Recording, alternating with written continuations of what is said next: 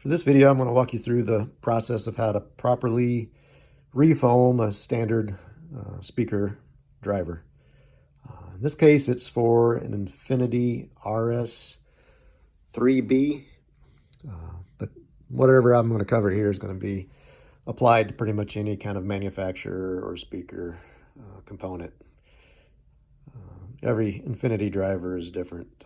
Every speaker, it's going to be slight differences, but the main details I'll cover on the process start to finish. I've got 4 drivers that are in various stages of the refoam process.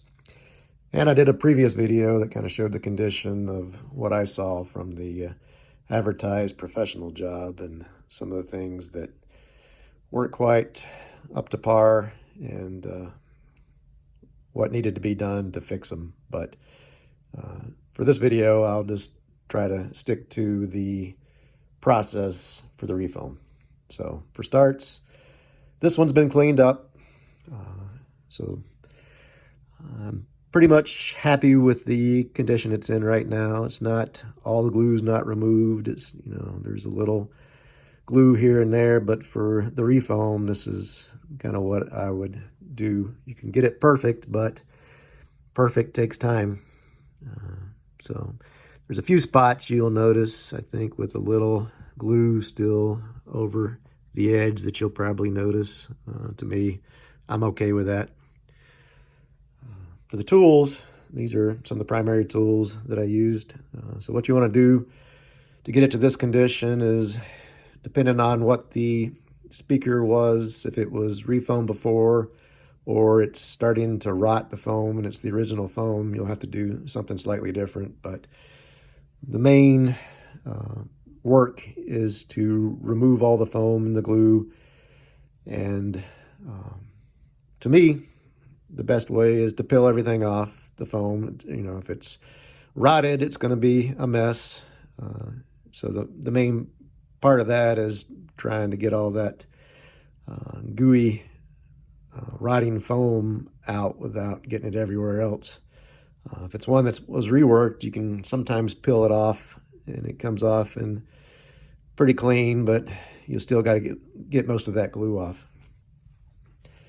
So once you get most of the foam off and to the point where you're just you got the glue left, some foam left, the main tool here is the scraper.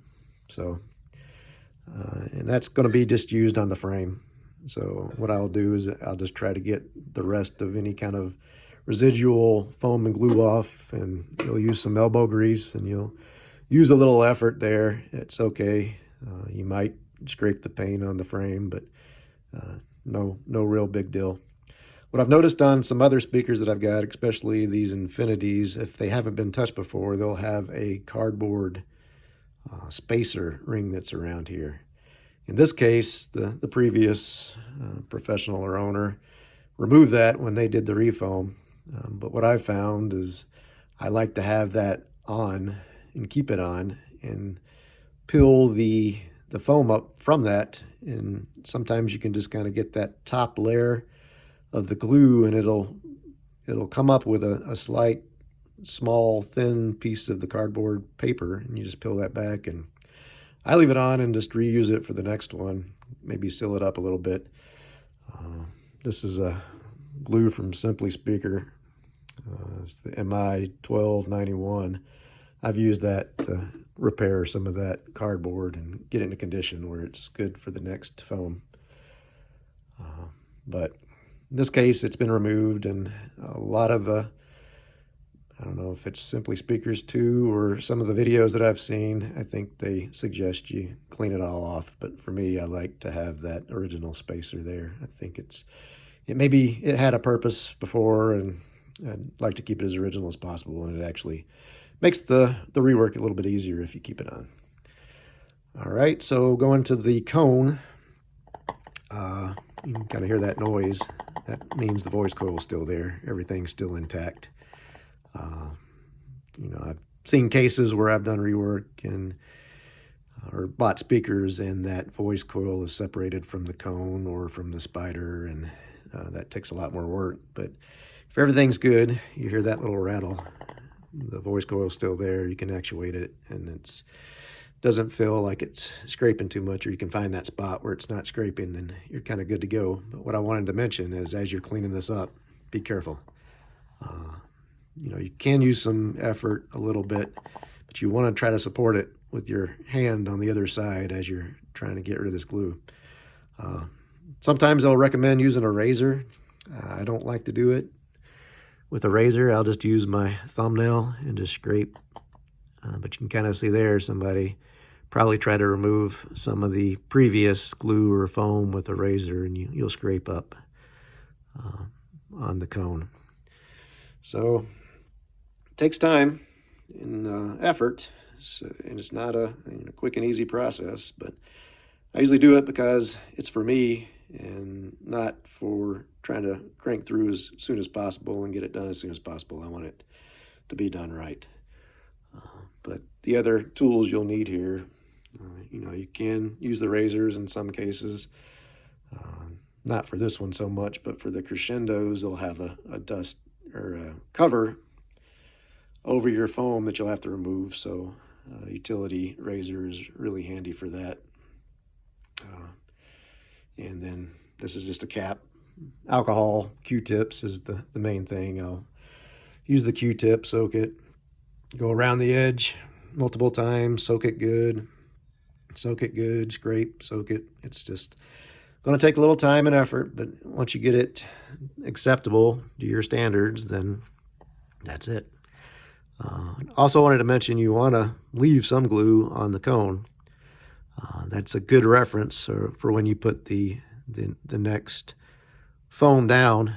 It's kind of tricky to get it centered on the top side when you're looking at it, and you'll have glue on it, and it'll set fast. So the process, I'm going to show you here in a second, it's nice to have that outline. So in this case, you know, there's going to be a little, it was redone, so the line's not as nice as it would be if it was original, but I got it to where I think it's good enough a reference, and I'm okay with any of that overspill of the glue. So let me grab a foam real quick. So putting down the foam, you got to pay attention a little bit. The last one that I did, if you looked at the previous video, they actually had a lot of glue on this top side here on one of the speakers. I wasn't sure what was going on, but now that I look at the foam that I bought to do this refoam, it's you kind of see where this inner piece is actually opposite of the cone. So I'm not sure if they were in a rush or confused or started, but I think it actually lays a little bit better reverse. So they may have started with the glue on the top side, either for that purpose or not paying attention, and then realized that, well, maybe I like it looking, this raised edge is really the way it is the standard. Not sure if they specify if you can do it either way, but I prefer to have the raised section on the top. So either way, I was just pointing that out, as it looks like you might go ahead and do it where it's opposite, and it shouldn't have that much of an effect. And it may be easier to place this foam on this cone, but for me, I like the raised side up, so we'll do it that way for this one. So what I'll do, I'm not going to do the process. I only got one hand here, but I'll kind of show you. Again, I'll bore you to death, and it'll take time. It's many minutes to actually do this, and you got to let it set. So here's a quick overview of what you do. So cap's on, take the cap off, but what I kind of do is I want to lay a bead here, and I'll kind of work it, a small bead, and kind of go around. I usually use two hands and kind of spin this as I'm laying down the bead, but do a continuous nice size bead and then kind of work it in with the tip as I'm going around. I want to stay back from the edge as I'm doing this. not get too much. What I've noticed on some of the ones that I've seen online at different sites selling them, and from ones that I've redone, is people will use way too much glue as they're doing this. And as you're trying to apply it to the cone, it just runs out and makes a big mess, and it gets all over your fingers, and it's very tacky right away. So you just kind of want to take your time and be careful as you're laying the bead down. I stay back from the edge. Once you get all the way around, it's going to be probably starting to get tacky, and as you pull this back, you'll get strings, and you just try to make as little mess as possible. What I found is it's always nice to have a little extra alcohol rag soaked for your fingers, because you'll likely get some on you. So once you've laid that bead all the way around, it looks nice. It's not too much. It's kind of back. I'm going to grab it here, but you'll probably have to push it up a little bit to flip it over. You got to be careful. So as you flip it over, both hands, you take your time and you try to center it as well as you can. In this case, as you lay it on the frame, you definitely don't want any glue back here. You want to start with the foam on the cone only, but you want to, as you're laying it with both hands on the edges here, you want to try to get it as centered as possible. So as you can see a little bit of that glue. It's not quite centered here. It's should be going this way a little bit. So once you start centering it and get it where you want exactly, that's when you start trying to apply it to the cone. I think you got the idea. Just kind of really quick, what I wanted to review here is the application. So I'm sure a lot of people just slap it down and go around it quick and make a mess, and it's not quite centered. But take your time and just slowly, very, very light pressure. Even though this lip is kind of up a little bit, as you start pressing and applying around, just continuously turn, go around, apply, light pressure. Don't push the glue out. It'll start adhering to the cone, and it'll form more the opposite angle, and it'll look about right. So you can apply it, even though this angle for some reason is up on this foam. You can get it to apply properly with this ridge up. So kind of that review real quick. You go around, press, keep the glue even, keep applying over and over, and you'll get the feel once it's tacky and stays. You'll kind of have a few of these bumps and ridges from your finger. So as you're doing this and it's applying more and more, I'm actually trying to center this as I apply it to the speaker. So you can kind of see here I'm off center. So as I'm applying this down, I'm actually trying to push it in a little bit each time. So when I apply the pressure, I'm pushing this way with my finger, not this way to start. And then that kind of helps you center it before it sets. Once it sets good, that's when I go back and try to apply a little, more and more pressure gradually, and then harder, kind of get any of that glue that's not, you want to distribute the glue as much as possible without pushing it out this way, and a good seal and good adhesion to the cone. So I think you get the point, but it's definitely takes time, takes patience, takes a little practice to get it done right without making a mess. I think that's pretty much what I wanted to show you for this first step. So what I got on the next one is this is done. So I've got it adhered to the cone.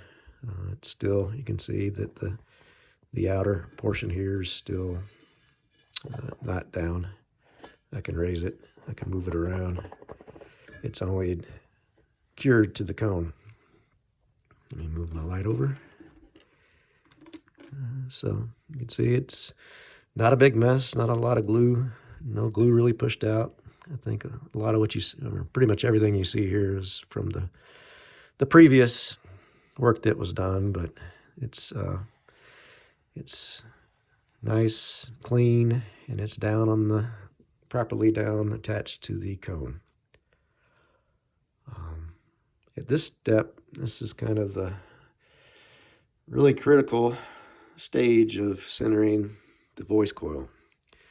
So like I said before, is like, I just happen right now to be in a good spot. So when I push on it, I'm not hearing anything.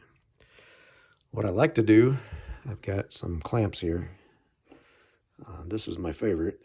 The other two are, the opening's probably not quite the right size, but this one's like perfect for this. I'll kind of move this around to get a spot where I think I've got it, and then I want to lock it in place with these clamps. Oops, I just moved it a little bit. So go back, and I'm not going to put them all on, but I have to use these because I can't quite get the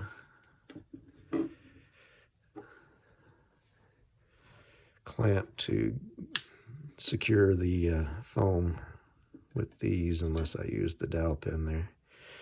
So I'll kind of get it in place, and then I'll pick 3 spots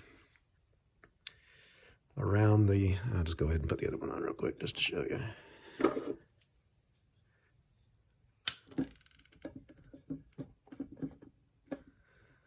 All right, so I got them all in place, kind of equal distance apart. And now what I try to do is check the centering. So if you looked at the previous video that I did, on the best case one, I could get out here and not hear scraping. The majority of them I'd push right down the middle and they were already touching. But as I'm going around here, oh, see? So right here, I'm a little off. So what I want to do is take some time and some practice and patience, but you just have to take off clamps, try to move I guess the felt with the cone in the position to get the voice coil centered properly. Reapply the clamps, go around again. Ideally what you want to see is you can come all the way out to the edge, actuate, and not feel any voice coil rub.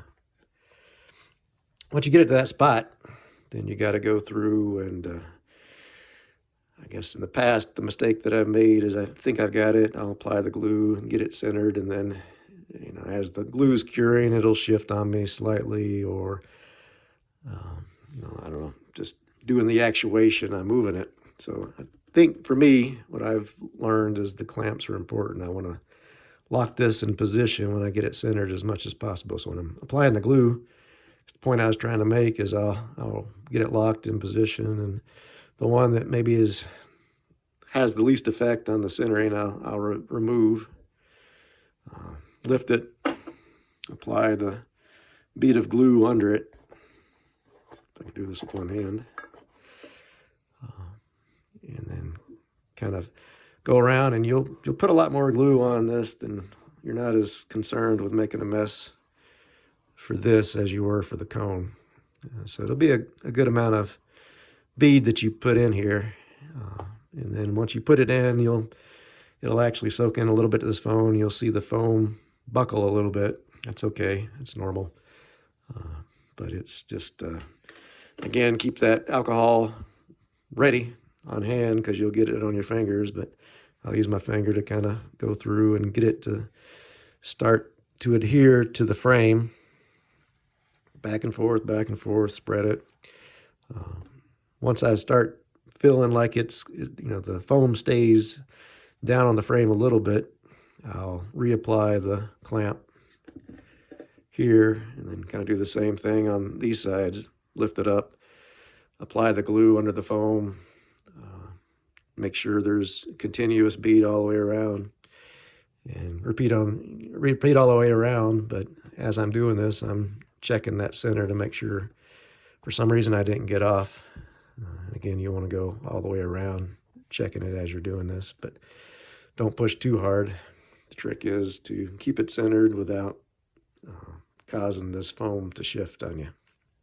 So it's not, I guess from what I've seen, a lot of people just slap them on and hope that they're centered, but if you were to remove this dust cap and look at the clearance for the post to the voice coil, there's nearly anything there.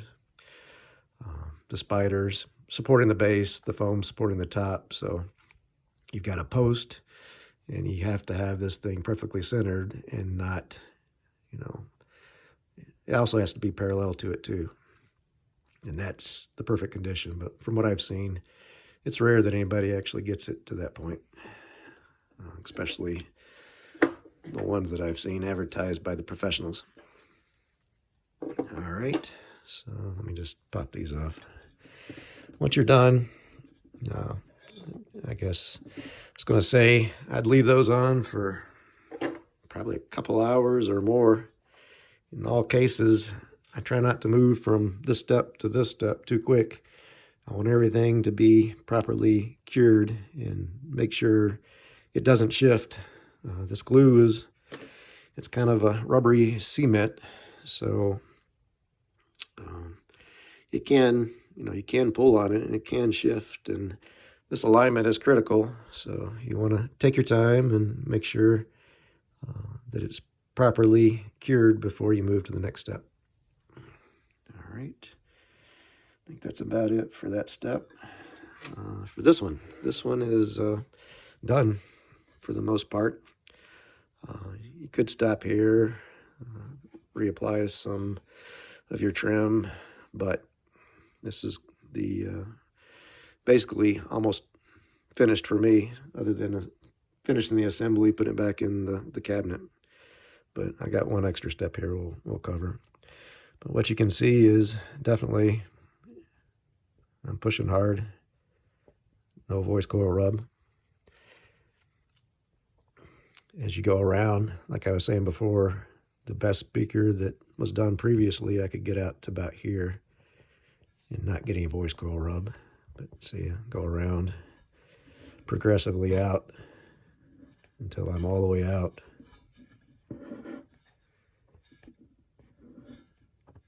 So if I push hard enough, I can get a slight rub out there.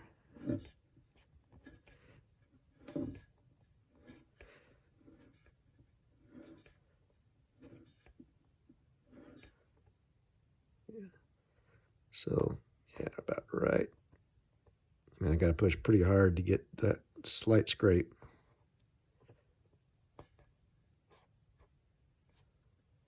But this thing's centered. That's about the best you're ever going to do, especially this far out. I'd say really good is if you can get out to here without any scrape, with good pressure applied. But yeah, this is going to sound great. No problems. I can crank it up to 11. No issues with the sound. All right. So this one, I kind of took it to the next step. Again, like I said, the more you do these, the more you learn. I don't know if you can tell, but there's put it on this side, a slight difference in the way these look. So this one, I went ahead and added the trim piece back. This is kind of what it's going to look like before I install it in the cabinet. I didn't glue them down yet, but I wanted to show you.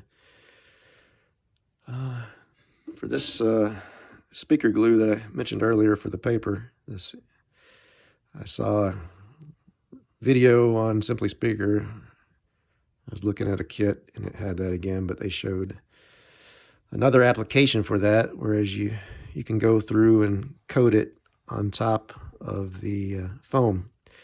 And supposedly it's supposed to let it, or give it a little more, I guess, a long-term life. So supposedly it increases the life by about 50%. I don't know how they've tested that, but I figured it'd be worth a try. I had some. I wasn't sure. It's a lot for what I was using it for, so I figured I'd use it up. If I needed more later, I'd get more later. But I went ahead and applied it to this foam. Looks a little better, I guess. It's a little shinier, a little darker.